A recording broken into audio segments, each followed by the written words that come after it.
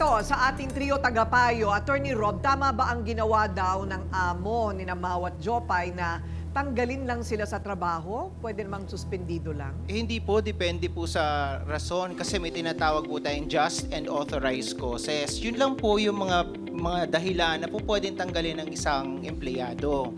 Ngayon, sabihin na ho natin na pagpalagay na natin na totoo na halimbawa tamad, halimbawa meron talagang ground, ay kailangan meron kayong proper notice galing sa employer ninyo para makapag-explain kayo.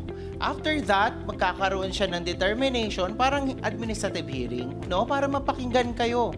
Tapos, kung talagang matatanggal kayo, ay bibigyan din kayo ng sulat clearly stating there yung dahilan kung bakit kayo tinatanggal. Otherwise, sa pagtanggal ng mga empleyado na hindi sinusunod ang due process, okay, ay maaaring maparusahan yung employer, no, ng damages.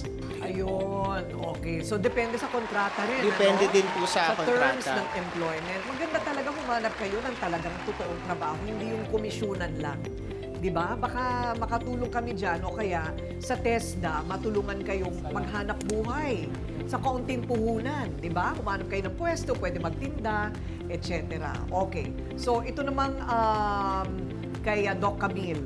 Yung sa nanay niya, kasi glaucoma, may pag-asa pa ba yun? Actually, ate ko rin kasi sinabi niya kanina dahil sa panganganak. Tama ba? Nag-umpisa yun? Pagkabinat po. Pagkabinat. Okay. Usually, kaya nagkakaroon ng ganyan kasi yung tinatawag natin during the time na nagbubuntis, yung tinatawag nating pre-hypertension or eventually pag nanganak yung eclampsia. So pag nagkaroon ng eclampsia, syempre tataas yung blood pressure. Ngayon, pwede rin na ang condition niyan is because of pre-diabetic. Alam niyo 'di ba? Pag natural birth, umiiri yan. Kumisan sa sobrang pag-iiri, pumuputok yung mga blood vessels ng mata. Ayun. Tapos ngayon talagang dapat pinangangalagaan yan.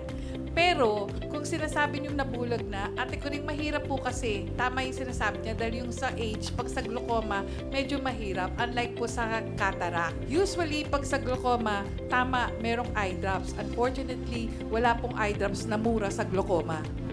Kaya ganun, kaya kinakailangan talaga pag nag-umpisang mag-eye drops, tuloy-tuloy yan. Pangalagaan yung mga mata nyo dahil kasi mas madali pong mag-cause ng blindness itong klaseng sakit na to. Ayan, okay. So, dapat talaga siguro patingnan natin kung may pag-asa pa o wala, Kasi ako, never say die ako pagka sa medical, kumuha tayo ng ibang opinyon, para tingnan natin. Baka may pag-asa pa. Okay, Pastor Jeff, sa palagay mo, nagkulang lang ng intindihan yung dalawang magkaibigan dati? Yes, Ate Coring, I think madaling maayos to. Nakikita ko naman Actually, kung di sumupot tong dalawa na to, tapos na to Hindi, joke na, okay? Yung dalawang okay? Kayo pala ang taga-uro. Hindi, kanina okay na Okay na si Ate Checha yung datingan talaga. Pero anyway, alam, may verse lang ako share sa inyo sa Efeso 4:32. Maging mabait kayo at mahabagin sa isa't isa at magpatawad kayo sa isa't isa tulad ng pagpapatawad sa inyo ng Diyos Kristo. So, pag tinignan natin, tayo po'y tumanggap ng kapatawaran kay Jesus Christ without asking anything in return. Namatay nga siya sa krus sa Kalbaryo.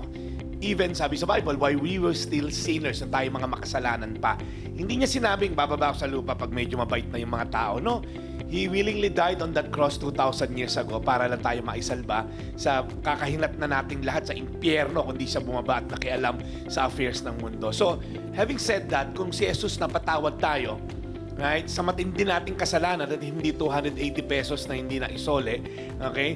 How much more kaya tayo na kaya-kaya natin magpatawad? Nakita ko naman, mahal nyo na may isa't isa Merong konting lang, hinanakit, pero kung uunawaan natin yung sitwasyon ni Mau, uunawain mo rin Mau yung sitwasyon naman na itong nanay at sitwasyon ni Jopay, I think it can go, to the point na magkakapatawaran kayo. So, I think ko rin madali lang tong case na to. I mean, we're talking of 280 pesos. Again, madali lang to dahil alam ko naman na yung 10 years is worth fighting for. Yes, tama yun,